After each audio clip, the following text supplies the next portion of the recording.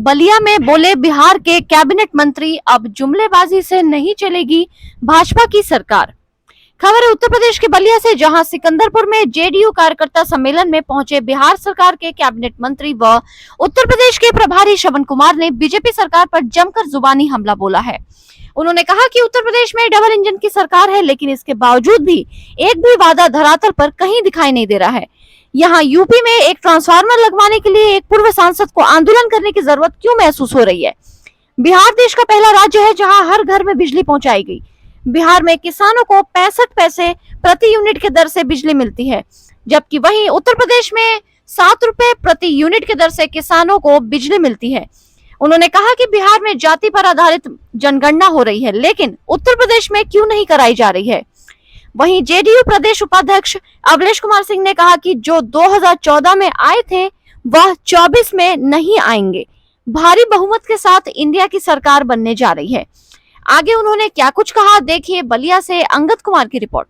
के बेटे, गांव के बेटे, उनको नंबर लगाने की जरूरत नहीं पड़ती। ये काम हम लोग बिहार में किसानी के काम में कर रहे हैं। तो 10 प्रधानमंत्री पैदा करने वाला राज्य आज खेती के लिए, ट्रांसफार्मर के लिए गांव मुखनंदन राम जिनका काम मैं कर रहा हूं, नाश्ता करने के बाद श्रवण कुमार जिंदाबाद, जिंदाबाद, कुमार लल्लन जी।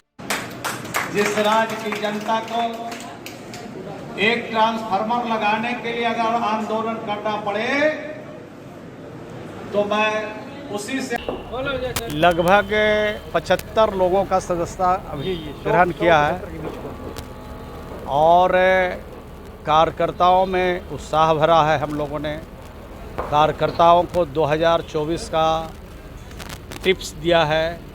2024 में हम लोगों को किस तरह से, किस एंगल पर हम लोग की लड़ाई लड़नी है, जो चुनौतियां हैं उसका किस तरह से मुकाबला करना है, ये कार्यकर्ताओं को हम लोगों ने आज बताया है। और इसी दिशा में हमारे कार्यकर्ता आज से अपने संकल्प के साथ लगेंगे और 2024 का मिशन जो है वो पता करेंगे। अभी आपके संबोधन में जो अभी कहा गया कि न राम काम आएंगे न हनुमान काम आएंगे, इसका क्या मतलब है? हमने ये कहा कि ये लोग नकली भक्त हैं राम के, नकली भक्त हैं हनुमान जी के, और हनुमान जी और राम जी समझ गए हैं कि वोट लेने वाले खाली भक्त हैं। कि हमारे प्रति श्रद्धा और हमारे प्रति सम्मान और हमारे प्रति आदर करने वाले हमारे भक्त नहीं हैं। असली भक्त इंडिया वाले लोग हैं। इंडिया वाले को इस बार भगवान का आशीर्वाद मिल चुका है। उनका आशीर्वाद जब मिल गया है तो इंडिया इस बार फतह करेगा और एनडीए इस बार समाप्त होगा। एक तरफ राम की लड़ाई है, दूसरी तरफ संविधान की, तो ये इंडिया जो है किस पे चुनाव लड़ेगी, राम पे या? चुनाव लड़ने का मुद्दा तय होगा, लेकिन इतनी बात मैं कह सकता हूँ कि जो देश में महंगाई है, देश में जो बेरोजगारी है, देश के संपत्तियों को औने पौने भाव में चंद गुजराती लोगों के हाथों में बेचा जा रहा है, इससे देश की जनता देख रही है और 2024 में किसी भी कीमत पर भारतीय जनता पार्टी को दिल्ली में काबिज नहीं होने देगी। सर, आप बिहार से एक संदेश लेकर आए हैं। उत्तर प्रदेश में कितना प्रभाव होगा आपके पार्टी द्वारा? नहीं, ये तो प्रभाव पता चलेगा, ये हमारे हाथ में थोड़ी है प्रभाव, ये तो जनता तय करती है। लोकतंत्र में जनता मालिक है और जनता को अपने संवाद से रूबरू करा रहे हैं, परिचित करा रहे हैं।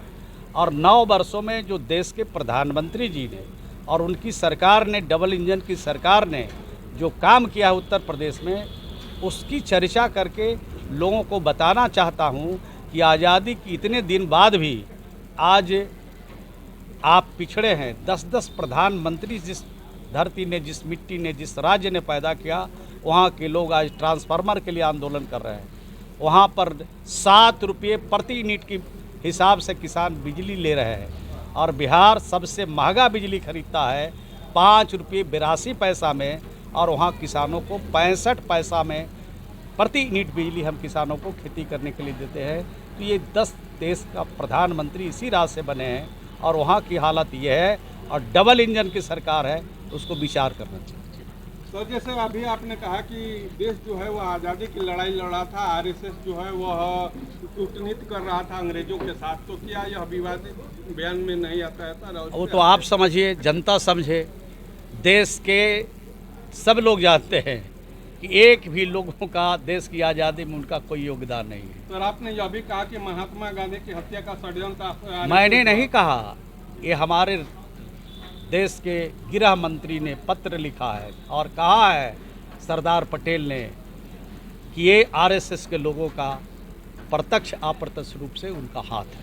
सर, आखिरी सवाल, इस कार्यकर्ता सम्मेलन के माध्यम से यहाँ सलेमपुर लोकसभा के लोगों को क्या कुछ संदेश देना चाहिए? मैं संदेश ये देना चाहता हूँ कि यह प्रदेश पिछड़ा हुआ है, यह देश का संविधान खतरे में है, देश के लोगों का हकूक पर प्रश्न चिन्ह खड़ा है, जो हाशिए पर खड़ा है, जो अंतिम कतार में खड़ा है, उसको न्याय नहीं मिला है। न्याय के लिए हमारी पार्टी संघर्ष करेगी। धन्यवाद। का आयोजन किया गया था, तो इस कार्यकर्ता सम्मेलन के माध्यम से आप क्या कुछ अपील करना चाहेंगे? देखिए, ये कार्यकर्ता सम्मेलन से अपील आपको स्पष्ट दिखाई दे रहा है कि पूरे हिंदुस्तान में 2024 में परिवर्तन हो जा रहा है, भाजपा मुक्त होने जा रही है। उसी के रिगार्डिंग हम लोग सलेमपुर लोकसभा की सम्मानित जनता, सम्मानित कार्यकर्ता भाई बंधु को बुला करके और उनको अपनी राय विमर्श करके आगे बढ़ने का हम लोग संकल्प लिए और आगे बढ़ने का काम किया हम लोगों ने। देखा जाए जैसे नेताजी बिहार को लेकर के जिस तरह से आप नज़ीर देते हैं कि जो बिहार में कार्य हो उसी तरह से उत्तर प्रदेश में होगा, तो कितना प्रभाव पड़ेगा बिहार से लेकर के उत्तर प्रदेश में आने तक? भाई साहब, आपको बता दें कि आपको 2024 में परिवर्तन होने जा रहा है। जैसे ही 2024 में परिवर्तन होता है तो जो बिहार मॉडल है उसी तरह से बेहतर उत्तर प्रदेश मॉडल होगा और हम उम्मीद करते हैं कि बिहार के बराबर ही उत्तर प्रदेश को भी सब हिस्सा मिलने लगेगा और 2027 में भी विपक्ष की सरकार होगी उत्तर प्रदेश में और 2024 से ही आपको परिवर्तन उत्तर प्रदेश में देखने को मिलेगा, क्योंकि भारतीय जनता पार्टी की सरकार कहनी और कथनी दोनों में बहुत ही अंतर है। जो कहती है वो करती नहीं है। आज युवा रोजगार के लिए तरस रहे हैं, सड़क में भटक रहे हैं, उनकी कोई चिंता नहीं है। किसान त्राही त्राही कर रहे हैं महंगाई से, बिजली से। इतनी बिजली महंगा है कि बिहार में हमारे यहाँ किसानों के लिए 65 पैसे प्रति यूनिट बिजली मिलती है और उत्तर प्रदेश में 7 रुपया कुछ पैसा यूनिट बिजली है। बताइए ये कहाँ तक न्याय है उत्तर प्रदेश वासियों के साथ। इसके साथ जो किसान भाई हैं उनको डबल जो है आमदनी दिखा रही थी भारतीय जनता पार्टी, सपना दिखा रही थी। डबल छोड़ो, आज किसान खेती नहीं करना चाहता है क्योंकि उसके पास आमदनी नहीं हो रही है, उसको बिजली नहीं मिल रहा है। 100 रुपये लीटर डीजल का दाम हो गया और जो खाद 400 रुपये में मिलता था आज वो खाद 1200-1400 रुपये में मिल रहा है। किसान त्राही त्राही कर रहे हैं, हे भगवान गिनती कर रहे हैं कब वो बैलेट दबाने का मौका मिलेगा कि 2024 में परिवर्तन होगा। भारतीय जनता पार्टी का पता नहीं चलेगा कि कहाँ उनकी हुकूमत और शासन गया। जनता जनार्दन की सरकार 2024 में आने जा रही है। हमारे नेता ने बोला है एक बार, माननीय नीतीश जी ने, कि 2014 वाले अब 24 में नहीं आएंगे। जो उनके वाणी से एक बार बात निकल गई है वो आज जनता जनार्दन के बीच फैल चुकी है और जनता वही निर्णय करने जा रही है। हम लोग हर लोकसभा को जा जा करके मजबूत कर रहे हैं।